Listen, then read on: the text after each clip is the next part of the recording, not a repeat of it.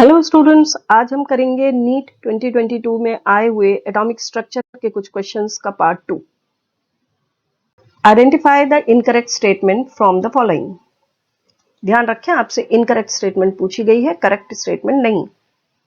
पहली स्टेटमेंट देखते हैं।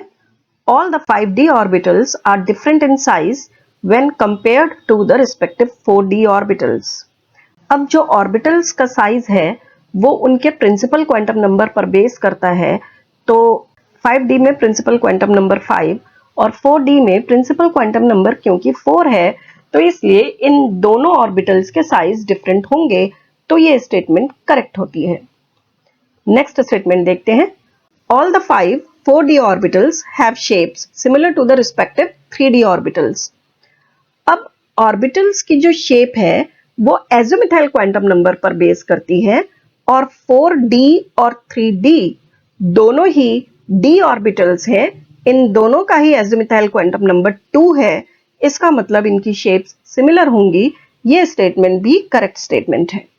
नेक्स्ट स्टेटमेंट देखते हैं। In an atom all the 5 3d orbitals are equal in energy in free state. Free state में किसी भी सब शेल के सभी ऑर्बिटल्स की एनर्जी इक्वल ही होती है, इसलिए ये स्टेटमेंट भी करेक्ट स्टेटमेंट होती है। नेक्स्ट स्टेटमेंट देख लेते हैं हम। The shapes of dxy, dyz and dzx orbitals are similar to each other and dx square minus y square and dz square are similar to each other. अब इस statement को देखने के लिए जरा हम इन सभी ऑर्बिटल्स की शेप्स देख लेते हैं।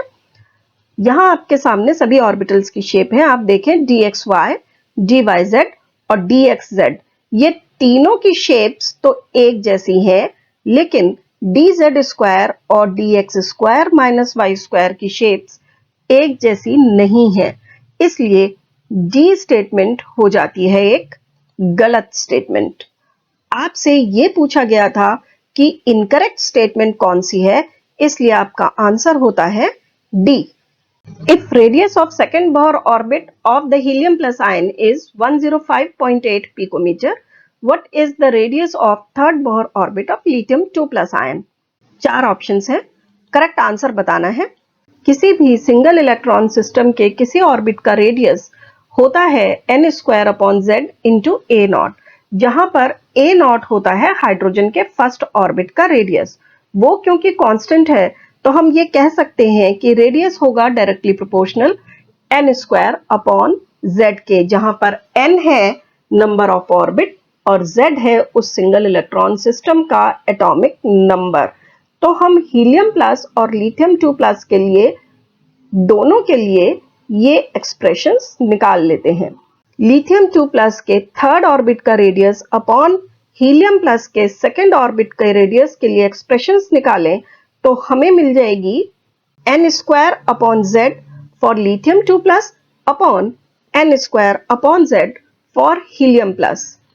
लिथियम 2 प्लस के लिए n की वैल्यू होगी 3 और z की वैल्यू भी होगी 3 और हीलियम प्लस के लिए n की वैल्यू होगी 2 और z की वैल्यू भी होगी 2।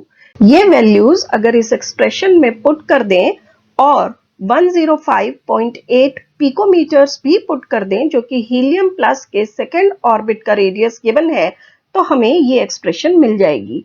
अब इसको सॉल्व कर लेते हैं। तो लिथियम 2 प्लस के थर्ड ऑर्बिट का रेडियस हमें मिल जाएगा 158.7 picometres. It means answer is A. अगर आपको ठीक से समझ आया है तो प्लीज लाइक करें, शेयर करें। चैनल पर नए हैं तो सब्सक्राइब भी करें। देखते रहें Namita chemistry classes. Bye bye.